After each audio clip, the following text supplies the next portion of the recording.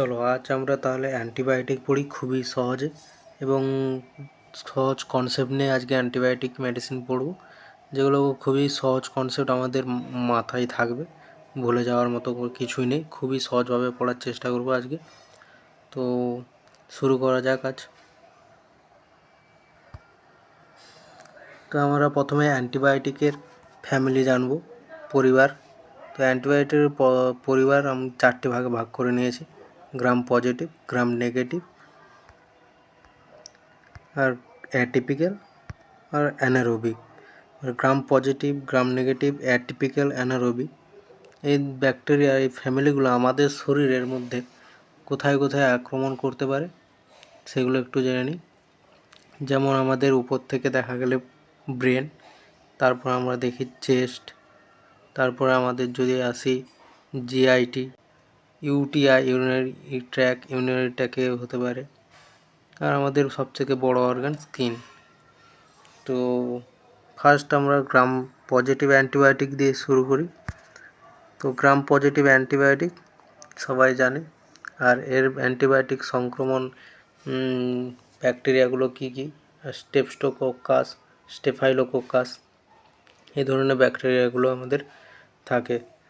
তো স্টেপস্টোকোকাস, স্টেফাইলোকোকাস, gram positive bacteria আমাদের প্রথমে যেটা ছিল পেনিসিলিন যে মেডিসিন ছিল অ্যান্টিবায়োটিক, ওটা 1.2 mU দেওয়া হতো। আর এটা এখন আর হয় না, প্রথম ফার্স্ট জেনারেশন এটা ছিল।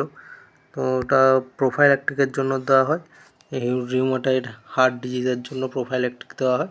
ওটা 21 দিন পর্যন্ত নিতে হয়, 21 দিন অন্তর অন্তর নিতে হয়। আর ইঞ্জেকশন প্রেনিডুরা নামে আছে, ইঞ্জেকশন প্রেনিডুরা, ওটা প্রত্যেক 21 দিন অন্তর লাইফ টাইম নিতে হয়। ওটা প্রিভেন্ট করে ভ্যালভুলাইটিস, কোনো হার্ট ডিজিজের জন্য, রিউমাটয়েড হার্ট ডিজিজ, এগুলোর জন্য প্রিভেন্ট করে। তো এই গ্রাম পজিটিভ ব্যাকটেরিয়া আমাদের শরীরে কিভাবে প্রবেশ করে না, এই গ্রাম পজিটিভ ব্যাকটেরিয়াগুলো আমাদের শরীরে হাওয়ার মধ্যে আমাদের শরীরে ঢোকে। তো বায়ুপথে আমাদের শরীরে যে ব্যাকটেরিয়াগুলো ঢোকে সেগুলো আমাদের কোথায় কোথায় এই ক্ষতি করে, আক্রমণ করে। তো বায়ুপথে যেগুলো ঢোকে, কারোর হাঁচি, কারোর যদি শরীর খারাপ থাকে তো সে যদি হাঁচি তোমার সামনে যদি হেঁচে ফেলে বা কাশে, তার থেকে আমাদের শরীরে ব্যাকটেরিয়াগুলো আসে। তো সেগুলো আমাদের আসি, তো নাক, কান, গলা এগুলোতে আসবে, চেস্টে আসবে, লাংসে আসবে, তার কোথায় যাবে, স্কিনেও যেতে পারে, আর কিছু সময় ব্রেনে চলে যেতে পারে যদি ওই ব্যাকটেরিয়া ব্লাড স্ট্রিমের মধ্যে মিশে যায়। তো ব্যাকটেরিয়াগুলোর গ্রাম পজিটিভ ব্যাকটেরিয়া হয়ে গেল। আর পরে দেখা যায় synthetic gram positive, synthetic penicillin gram positive bacteria কোথায় কোথায় কাজ করলো: স্কিনে, ইএনটি আর চেস্ট। এগুলো এয়ার সলিউবল ব্যাকটেরিয়াগুলো যেগুলো আছে ওগুলো আমাদের শরীরে স্কিন, ইএনটি, চেস্টে ক্ষতি করে। তো এর জন্য প্রথম মেডিসিন যেটা ছিল অ্যান্টিবায়োটিক, অ্যামোক্সিসিলিন। ওটা ক্লেভাম 625 mgও থাকে, 875 mg থাকে। ওর মধ্যে অ্যামোক্সিসিলিন থাকে আর ক্ল্যাভুনেট, পটাশিয়াম ক্ল্যাভুনেট অ্যাসিড থাকে, যেটা 625 TDS করে নিতে হয়, আর 875 গ্রামটা বিডি করে নিতে হয়। আইভি যদি নেওয়া হয় 1.2 গ্রাম, এই ডালটি নিতে হবে।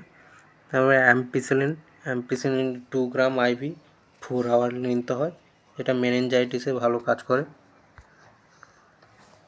এর দুটো এই আছে, যেটা হচ্ছে ভার্সা, ভেনকোমাইসিন রেজিস্ট্যান্ট স্টেফাইলোকক্কাস অ্যারুইস, আর মিথাইসিলিন রেজিস্ট্যান্ট স্টেফাইলোকক্কাস অ্যারুইস মার্সা। এবার এগুলোর জন্য যে মেডিসিন ইউজ করা হতো এটা হলো ডেপ্টোমাইসিন। ভেনকোমাইসিনের জন্য ভেনকোমাইসিন রেজিস্ট্যান্ট স্টেফাইলোকক্কাস অ্যারুইস ভার্সার জন্য ভেনকোমাইসিন দেওয়া হতো, এখন আর সেরকম কাজ করে না, তো ডেপ্টোমাইসিন দেওয়া হয়। ডেপ্টোমাইসিনের পরে আছে আমাদের নিলোজোলিড দেওয়া হয়, যেটা আমাদের লিজোলিড বলেই পাওয়া যায়, 600 mg, দিনে 2টো করে নিতে হয়, ট্যাবলেটও পাওয়া যায়। আর আইভি ফ্লুইড ইঞ্জেকশনভাবেও দেওয়া যায়, আইভি দেওয়া যায়। তো আইভি যখন দিতে হয় তখন এটার কভারিং করে দিতে হয়, মানে পুরোটাকে ঘিরে, যাতে এতে লাইট না থাকে, লাইট না লেগে যায়। সেই কারণে আলো লাগলে এই অ্যান্টিবায়োটিক কোনোভাবেই কোনো কাজ করে না। তো এটা সম্পূর্ণ ঘিরে ঢাকা দিয়ে পুরোটা যে আইভি সেট, সে সেটটাও পর্যন্ত পুরোটা ঘিরে ঢাকা দিয়ে এই ইনফিউশনটা চালাতে হয়। এর আন্ডার কভার আরও 2-3টে মেডিসিন আছে, যেরকম সোডিয়াম নাইট্রোপ্রোসাইড আছে। আরেকটা আছে, যেটা যদি তোমরা কেউ জেনে থাকো কমেন্ট করবে। যে আমি বলে দিচ্ছি, এরপর লাস্টে বি আছে, এই মেডিসিনের শেষে বি লেখা আছে। তোমরা যদি জানো তো কমেন্ট করে জানাবে। তো পরের আসি gram negative. Gram negative bacteria যেগুলো থাকে, তো সেগুলো আমাদের ওয়াটার বর্ন, মানে সেগুলো জল দূষণের কারণে হয়ে থাকে। তো জল দূষণের কারণে সবাই জানেই যে আমাদের জল দূষণে পেটের সমস্যা হতে পারে, জিআইটি। তো জিআইটির সমস্যা থাকে, ইউরিনারি সিস্টাইসিস হয়, ইউরিনারি ট্র্যাক ইনফেকশান হয়। তো urinary track infection, catheter related urinary track infection হতে পারে। আর জিআইটি কারোর যদি সেও হতে পারে, আর দূষিত জল থেকেই হয়। তো এই জিআইটির গ্রাম নেগেটিভ ব্যাকটেরিয়াগুলো কী কী থাকে না, সিউডোমোনেলা, সালমোনেলা, এস্টেরিয়া, এই ধরনের ব্যাকটেরিয়া থাকে। এগুলো আমাদের চেস্টেও ক্ষতি করে আর ব্রেনেও ক্ষতি করে। চেস্টেও ওই বললাম যেটা সাকশন পাইপের মাধ্যমে যায়, আর ব্রেনে তো ব্লাস্ট যদি ব্যাকটেরিয়া মিশে তাহলে ব্রেনে যেতে পারে। তো এই ব্যাকটেরিয়া আমাদের প্রথম ড্রাগস কী আছে, অ্যান্টিবায়োটিক দেখে নিই।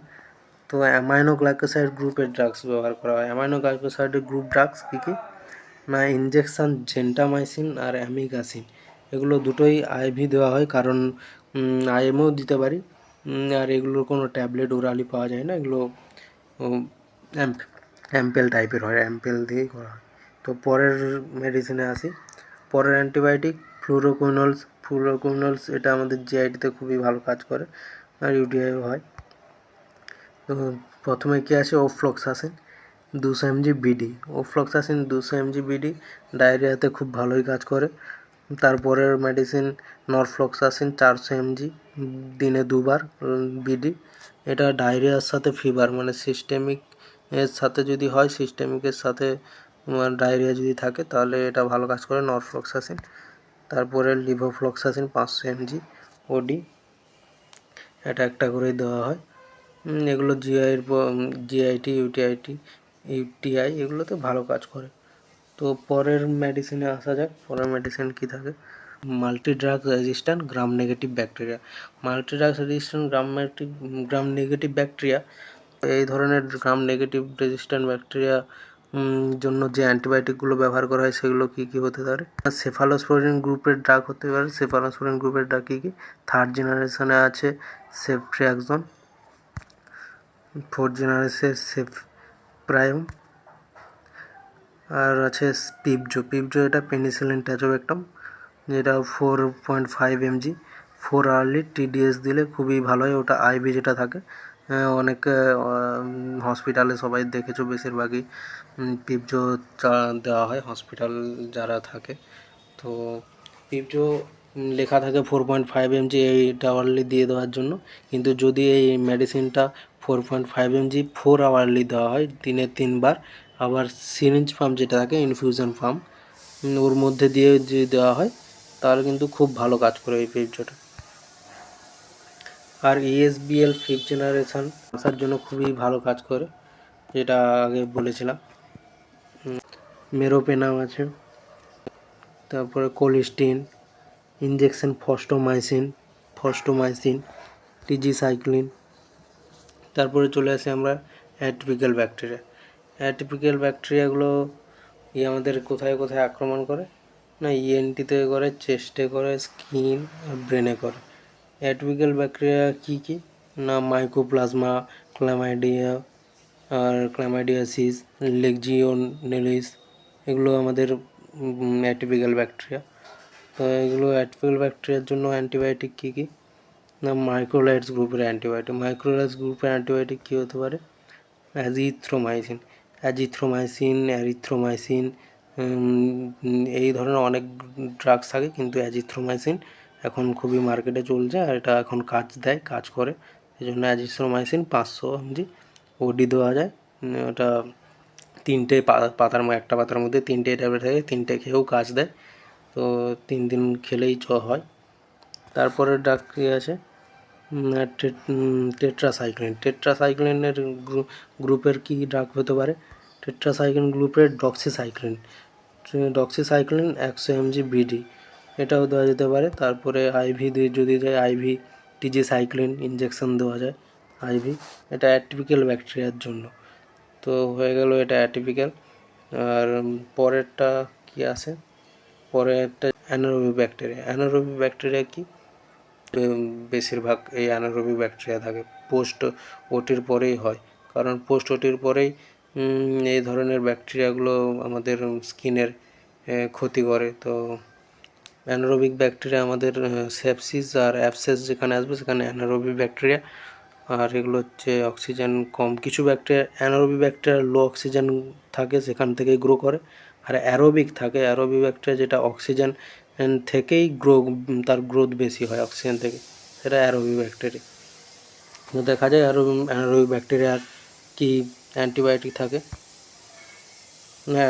অ্যান্টিবায়োটিক মেট্রোনিডাজোল 400 mg, এটা সবাই দেখেছো নিশ্চয়ই। এই পোস্ট ওটিতে দেওয়া আছে, পোস্ট ওটি প্রেসক্রিপশানে লেখা থাকে পোস্ট ওটিতে মেট্রোনিডাজোল। দেখবে ভালো করে লক্ষ্য করবে, কারোর যদি অ্যাপেন্ডিক্টমি করে থাকে বা সি সেকশান থাকে তাদের প্রেসক্রিপশানে লেখা থাকে। তো এটা 400 mg এইটা অনলি দেওয়া যায়। আর ওরালি দিনে 2বার দেওয়া যায়। তারপরে আছে ক্লিন্ডামাইসিন 300 থেকে 600 mg দিনে 3বার দেওয়া যায়। আর আইভি 8 আওয়ারলি দেওয়া যায় 600 mg। এবার এই দুটোর মধ্যে, এই ক্লিন্ডামাইসিন আর মেট্রোনিডাজোলের মধ্যে দুটো জিনিস ভালো করে একটু মনে রাখবে। যেটা ডায়াফ্রামের নিচে থাকবে, যেটা ডায়াফ্রাম থেকে নিচে যে অ্যানারোবিক ব্যাকটেরিয়া হবে, যে এরকম তোমার ইন্টেস্টাইনের কোনো আছে, ডায়াফ্রাম থেকে লাংসের পরে ডায়াফ্রাম থাকে, ডায়াফ্রামের নিচে যেটা থাকবে সেটা মেট্রোনিডাজোল খুব ভালো কাজ করবে, মেট্রোনিডাজোল 400 mg। আর ডায়াফ্রামের উপর যেটা থাকবে সেটা হতে পারে লাংস, হতে পারে ব্রেন, হতে পারে মেনিনজাইটিস, এই ধরনের রোগ হতে পারে, সেটা হচ্ছে ক্লিন্ডামাইসিন। সেটা ক্লিন্ডামাইসিনে খুব ভালো কাজ দেবে, এটা ডায়াফ্রামের ওপর থাকবে। আশা করি বেসিক নলেজটা কিছুটা পাওয়া গিয়েছে। তো পরের ক্লাসে আবার আসবো এরকম নতুন কিছু একটা ভিডিও নিয়ে।